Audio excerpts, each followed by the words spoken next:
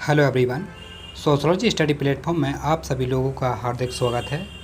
और आज की क्लास है आपकी यूपी टीजीटी पीजीटी और जीआईसी के लिए है और विषय है आपका समाजशास्त्र। ठीक है, प्रैक्टिस सेट आपका 20 है। इसके पहले आपके 19 प्रैक्टिस सेट ऑलरेडी डिस्कस हो चुके हैं। आप प्लेलिस्ट में जा कर के देख सकते हैं, उसका प्लेलिस्ट बना हुआ है UP TGT PGT practice set के नाम से, और डिस्क्रिप्शन में भी लिंक दिया हुआ है। ठीक है, वहाँ जाकर भी आप चेक कर सकते हैं। और अगर आपको ये पीडीएफ चाहिए तो आप हमारे टेलीग्राम ग्रुप को ज्वाइन कर सकते हैं, उसका लिंक भी डिस्क्रिप्शन में है, वहाँ जाकर देख सकते हैं। चलिए सभी लोग क्लास को ज्वाइन करें। टाइम क्लास का जो कि हो गया है, सभी लोग जानते हैं कि sir daily time to time आते हैं, तो सभी लोग पहले से ही उपस्थित हो जाया करें। और जितने लोग नए विद्यार्थी आते हैं वो सभी लोग चैनल को सब्सक्राइब करें, लाइक करें और अपने दोस्तों के साथ वो भी शेयर करें। जो पुराने नए सभी लोग हैं, सभी लोग सेशन को सबसे पहले शेयर करेंगे, क्योंकि शेयर करना बहुत ज़रूरी है। जो लोग रह जाते हैं किसी कारणवश, वो भी क्लास को ज्वाइन कर लें तो उनका भी थोड़ा मनोबल बढ़ेगा, क्योंकि प्रैक्टिस सेट तो सभी की ज़रूरत होती है। प्रैक्टिस ही एग्ज़ाम के टाइम जो काम आती है वो प्रैक्टिस सेट ही आपकी आती है काम। तो इसी के साथ हम प्रैक्टिस सेट स्टार्ट करते हैं। तो आई होप सभी लोगों ने सेशन को लाइक और शेयर कर दिया होगा। लाइक तो ज़रूर कर दें, लाइक की संख्या बहुत कम आती है। सेशन को लाइक करना बहुत ज़रूरी होता है, तो लाइक तो बिल्कुल बनता ही है भाई आपका। चलिए इसी के साथ आपका प्रश्न आ गया 381, क्योंकि 380 प्रश्न ऑलरेडी डिस्कस हो चुके हैं। हम बिल्कुल क्वेश्चन क्रम बाई क्रम चल रहे हैं, इसलिए आपका प्रश्न नंबर 381 है। और ये आपका इस सेशन का 20 जो प्रैक्टिस है 20 में है। इस सेशन का ये पहला प्रश्न है। 381 पूछ रहा है, जजमानी संबंधों की प्रकृति होती है। ए अस्थाई, बी स्थाई और सी है अनुबंधपरक और बी है डी आपका जजमान की इच्छा पर निर्भरशील। जजमानी संबंधों की प्रकृति कैसी होती है? अस्थाई होती है कि स्थाई होती है कि अनुबंधपरक होती है कि जजमान की प्रकृति की इच्छा पर निर्भरशील होती है? प्रश्न नंबर 381। और इसका राइट आंसर सभी लोग दें। सभी लोगों से आशा करते हैं कि सभी लोग क्लास को ज्वाइन कर लिए होगी, क्योंकि ये पहला ही प्रश्न चल रहा है, तो कोई घबराने वाली बात नहीं है कि आप लेट हो गए। लेट नहीं हुए हैं आप, बस थोड़ा जो पहले स्टार्टिंग में आ जाते हैं थोड़ा मनोबल बढ़ जाता है। लाइक करने से हमारा मनोबल बढ़ता है, कॉन्फिडेंस आता है। इसके आंसर की बात करें तो B is the right answer. स्थायी होती है जजमानी संबंधों की प्रकृति। और चलिए नेक्स्ट प्रश्न देखते हैं। और नेक्स्ट प्रश्न स्क्रीन पर आपके सामने आ गया 382। पूछ रहा है किस विद्वान को पहला अकादमिक समाजशास्त्री माना जाता है? कौन से विद्वान हैं जिन्हें पहला अकादमिक जो है समाजशास्त्री माना जाता था? ए अगस्त कॉम्ट को, B Karl Marx, C Max weber और डी आपका इमाल दुर्खीम। अकादमिक समाजशास्त्री कौन है भाई? बहुत ही फेमस प्रश्न है ये, सभी लोग आंसर दें। 382 का किसको माना जाता है अकादमिक समाजशास्त्री? कौन से विद्वान को माना जाता है? बिल्कुल इमाल दुर्खीम को जब माना जाता है। बहुत ही योगदान दिया उन्होंने, और ये आपके फादर ऑफ सोशोलॉजी आप देख ही रहे हैं, अगस्त कॉम्ट, जिन्होंने 1838 समाजशास्त्र का विकास किया था। इनके गुरु का नाम था सेंट साइमन। और कार्ल मार्क्स को सभी लोग जानते हैं, 10 कैपिटल पुस्तक है इनकी, बहुत ही फेमस है। और मैक्स वेबर को जानते हैं, जिनकी आदर्श प्रारूप पद्धति या नौकरशाही पर, ब्यूरोक्रेसी पर उन्होंने वर्क किया था। नेक्स्ट प्रश्न देखते हैं 383। भारत में मूरिया जजमानी जनजाति किस राज्य में है? जो मूरिया जनजाति है वह भारत के किस राज्य में पाई जाती है? ए है छत्तीसगढ़, बी है राजस्थान, सी है उड़ीसा और डी है आंध्र प्रदेश। भारत के किस क्षेत्र में जो है मूरिया जनजाति पाई जाती है? छत्तीसगढ़ में, राजस्थान में, उड़ीसा में, आंध्र प्रदेश में? कहाँ पाई जाती है? प्रश्न नंबर 383 आपके सामने प्रश्न है, और इसका राइट आंसर सभी लोग दें। बिल्कुल छत्तीसगढ़ में पाई जाती है मूरिया जनजाति। जाकर के आप देखिए वहाँ पर किस प्रकार से मूरिया जनजाति का जो कल्चर है वो रहता है। बहुत ज़रूरी है जनजाति को देखना। प्रश्न नंबर 384। रामपुर गांव का अध्ययन किसने किया था? A G S. Ghurye, B D N. Majumdar और सी आपका एम.एन. श्रीनिवास और डी है जे.एच. हट्टन। रामपुर गांव का अध्ययन किसने किया था? बहुत ही फेमस प्रश्न है ये, कई बार टीजीटी पीजीटी में आ चुका है और नेट में भी यहाँ तक कि आ चुका है। तो इसका आंसर बिल्कुल सही सोच समझ कर ही दें। ये आंसर आप लोगों का गलत नहीं होना चाहिए। बिल्कुल एम.एन. श्रीनिवास ने किया था रामपुर गांव का अध्ययन। और नेक्स्ट प्रश्न में चलते हैं आपके सामने 385। बेस्टल स्कूल के जन्मदाता कौन हैं? ए संपूर्णानंद, बी बेकेरिया और डी है श्रीनिवास और डी है Alvin R Bryce. Bastille school के संबंधित जन्मदाता कौन है? Bastille school. ये आपका टॉपर रह गया, ये रहा है, देख लेना। कौन है जन्मदाता जाता भाई? फटाफट टर्म बताएं। A B C D. आपके सामने प्रश्न चारों के विकल्प हैं प्रश्न के। 385 का राइट आंसर हो जाएगा Alvin R Brice, D right answer है उसका। और नेक्स्ट प्रश्न आपके सामने 386 अगस्त कॉम्ट के अनुसार ए है समाजशास्त्र समाज का विज्ञान है, बी समाजशास्त्र सामाजिक संबंधों का विज्ञान है, सी समाजशास्त्र सामाजिक वास्तविकता का विज्ञान है, और डी है समाजशास्त्र सामाजिक व्यवस्था एवं प्रगति का विज्ञान है। प्रश्न नंबर 386 आपके सामने प्रश्न है। अगस्त कॉम्ट के अनुसार क्या है समाजशास्त्र? ए बी सी डी चारों विकल्प आपके सामने है स्क्रीन पर, और इसका राइट आंसर बताएं। बिल्कुल बहुत ही फेमस है। अगस्त कॉम्ट ने कहा था कि समाजशास्त्र जो है सामाजिक व्यवस्था एवं प्रगति का विज्ञान है। और आगे चलते हैं 387 आपके सामने। सती प्रथा किस प्रकार की आत्महत्या का उदाहरण है? जो पहले सती प्रथा होती थी और किस प्रकार की आत्महत्या का उदाहरण था? ए है विसंगति जन्य आत्महत्या, और बी है अहंगवादी आत्महत्या, बी है और सी है परार्थवादी आत्महत्या, डी है कोई नहीं। प्रश्न नंबर 387 का राइट आंसर बताएं। सती प्रथा, जो सती प्रथा थी वो जब जिसका पति खत्म हो जाता था वह पत्नी भी उसमें सती होती थी, और किस प्रकार की आत्महत्या मानी जाती है? बिल्कुल सही है आपका परार्थवादी आत्महत्या। ठीक है, परार्थवादी आत्महत्या मानी जाती है, सी राइट आंसर हो जाएगा उसका। और इसी के साथ हम आगे देखते हैं।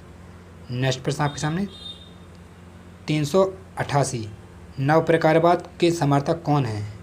ए है जे अलेक्जेंडर, बी है पार्सन्स, और सी आपका समनर, डी है स्मॉल। नव प्रकारवाद के जन्मदाता कौन है? कौन समर्थक है नव प्रकारवाद के? A B C D. बहुत ही फेमस प्रश्न है ये भी। बिल्कुल जे अलेक्जेंडर का है नव प्रकारवाद के समर्थक हैं, जे अलेक्जेंडर। और इसी के साथ नेक्स्ट प्रश्न आपके सामने स्क्रीन पर 389 किस विद्वान को पहला अकादमिक समाजशास्त्री माना जाता है? ये रिपीटेड क्वेश्चन हो गया, इमाल दुर्खिम का है, और रिपीटेड क्वेश्चन ये भी हो गया है। चलिए कोई बात नहीं। नेक्स्ट प्रश्न आपके सामने 390 कर्म के सिद्धांत को व्यापक व्याख्या की गई है? ए उपनिषदों में, बी भगवद गीता में, सी है वेदों में, डी आपके पुराणों में। कर्म के सिद्धांत की व्याख्या व्यापक व्याख्या की गई थी, किस में की गई थी? उपनिषद में, कि भगवद गीता में, कि वेदों में, कि पुराणों में? कहाँ की गई है भाई? फटाफट आंसर बताएं 390 का। बिल्कुल राइट आंसर आपका भगवद गीता में की गई थी। नहीं पता तो देख लीजिए, भगवद गीता में कर्म के सिद्धांत की व्यापक व्याख्या की गई है। और इसी के साथ हम नेक्स्ट प्रश्न देखते हैं 391 आपके सामने स्क्रीन पर। पूछा मनुस्मृति के अनुसार कन्या के पिता को धनराशि देकर किए जाने वाले विवाह को क्या कहते हैं? मनुस्मृति के अनुसार जो 8 प्रकार के उन्होंने वो बताए थे, विवाह बताए थे, इनके अनुसार अगर कन्या के पिता को जो धनराशि दी जाए तो वह किस प्रकार का विवाह कहलाएगा? ए है असुर विवाह, बी है ब्राह विवाह, सी है प्रजापत्य विवाह, और डी है इनमें से कोई नहीं। प्रश्न नंबर 391 आपके सामने है, और इसका राइट आंसर क्या हो जाएगा 391 का? बिल्कुल राइट आंसर इसका क्या है? बिल्कुल राइट आंसर ए असुर विवाह कहलाएगा मनुस्मृति के अनुसार, अगर पिता कन्या को धनराशि देता है तो। और इसी के साथ आपका नेक्स्ट प्रश्न 392 पूछ रहा है विश्व के अधिकांश देशों में गांव, कस्बा और नगर के भेद के निम्न में से किस आधार पर माना गया है? ए है अर्थव्यवस्था, बी है वैधानिक प्रशासनिक एवं सरकारी आधार, और सी है जनसंख्या, डी है धार्मिक एवं सांस्कृतिक आधार। 392 आपके सामने प्रश्न है, और इसका राइट आंसर बताएं 392 का क्या हो जाएगा? बिल्कुल राइट आंसर है इसका ए है अर्थव्यवस्था, ए राइट आंसर है।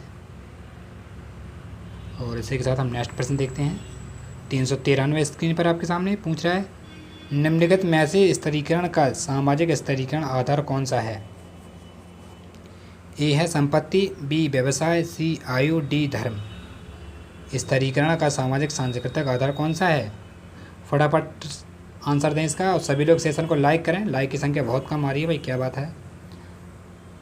मन से क्लास नहीं देखते हैं क्या आप लोग? क्लास को बिल्कुल 100% दे दीजिए भाई। क्लास में हम आपके लिए 100% देते हैं।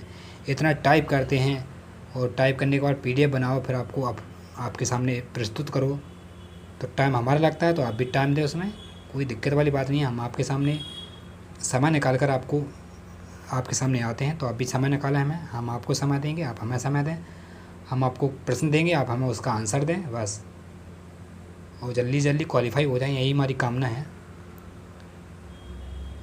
क्या आंसर हो जाएगा 393 का? और इसका राइट आंसर, बिल्कुल राइट आंसर जब ने सभी लोगों ने दे दिया है, सी आयु। ये इस तरीके का सामाजिक सांस्कृतिक आधार कौन सा है? आयु होता है। और इसी के साथ हम नेक्स्ट प्रश्न पर चलते हैं। 394 पूछा, पश्चिमी समाजों में इस तरीके का आधार निम्न में से क्या है? ए जाति, बी धन, सी वर्ग और डी आयु। प्रश्न नंबर 394 आपके सामने प्रश्न में, पश्चिमी समाजों में इस तरीके का आधार निम्न में से क्या है? धन, जाति, आयु, वर्ग, ए बी सी डी। प्रश्न नंबर 394 का राइट आंसर हो जाएगा आपका 394 का सी, वर्ग होता है।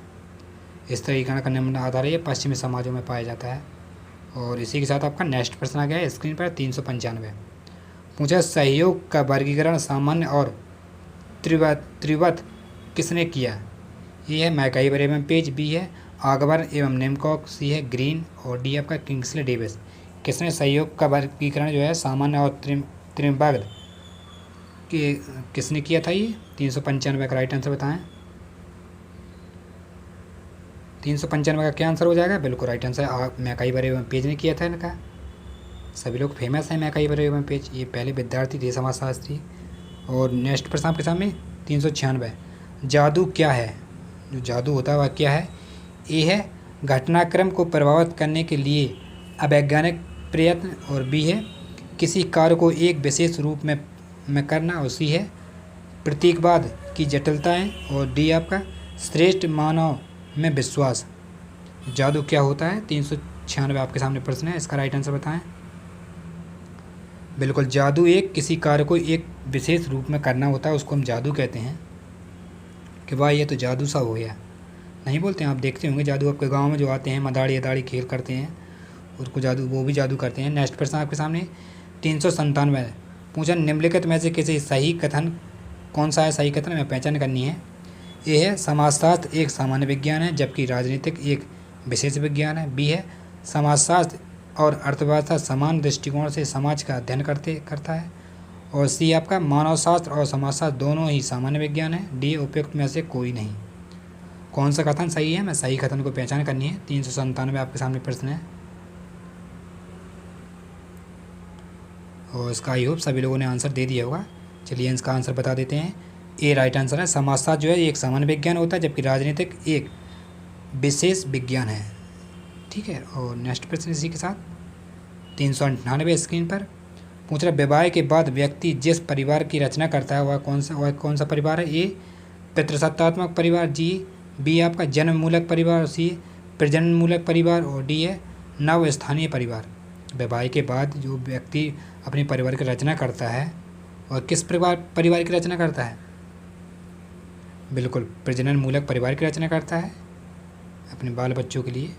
और इसी के साथ आपका नेक्स्ट प्रश्न स्क्रीन पर 399 पूछा, विवाह एक प्रकार जो देवर विवाह कहलाता है, यह संपन्न होता है एक पुरुष और ए है उसकी मृत पत्नी की बहन के बीच, बी है उसके मृत भाई की पत्नी के बीच, और सी है निम्न जाति की महिला के बीच, और डी है उच्च जाति की महिला के बीच। एक विवाह जो है प्रकार का देवर विवाह कहलाता है, वह संपन्न होता है एक पुरुष और उसके मृत भाई की पत्नी से। इसका आंसर आपका सीधे सीधे बी जाएगा, और बी राइट आंसर उसका। और नेक्स्ट प्रश्न इस सेशन का ये लास्ट प्रश्न है 400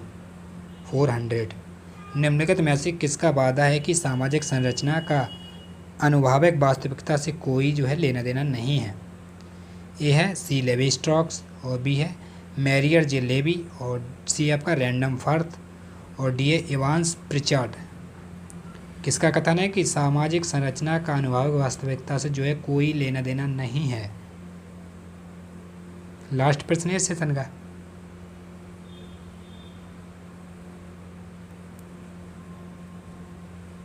बिल्कुल ये कहा था सी लेवी स्ट्रॉक्स, ये राइट आंसर है, वेरी गुड। और सभी लोगों को देखते हैं, सभी लोग आंसर बहुत बढ़िया देते हैं। आप लोगों की तैयारी बहुत अच्छी हो चुकी है, बस थोड़ी और मेहनत करने की ज़रूरत है। बस 100% आप तो बिल्कुल दे ही रहे हैं क्लास में, थोड़ा और दीजिए हमें, हम आपको बहुत से प्रश्न प्रस्तुत कराएंगे और आपकी तैयारी एक बेहतरीन कराएंगे। इस प्लेटफॉर्म पर आपको बहुत सा कंटेंट जो है मिल जाएगा। ठीक है, तो हमसे जो लोग नए हैं वो हमसे जुड़े रहें और क्लास को सभी लोग शेयर कर दें। जो सेशन रह गया आपका, जिन लोगों ने शेयर नहीं किया है वो शेयर कर दें, वो बाद में देख सकते हैं जो विद्यार्थी रह गए हैं। चलिए नेक्स्ट लेक्चर में मिलते हैं, और जब तक के लिए आप क्लास से जुड़े रहें, हमसे जुड़े रहें और अपना ख्याल, अपने परिवार का ख्याल रखें। धन्यवाद।